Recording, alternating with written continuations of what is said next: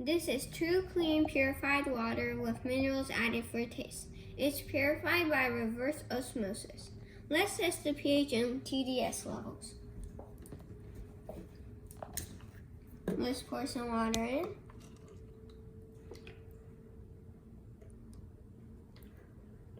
First, let's test the TDS level. Turn on the TDS tester, make sure it says 0, and put it in.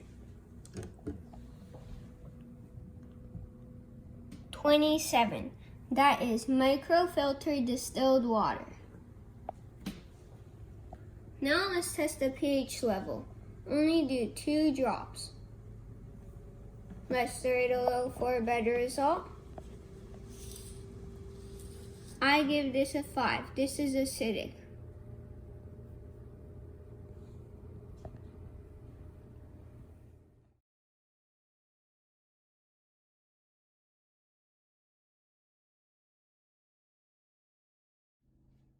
Stay tuned, like and subscribe.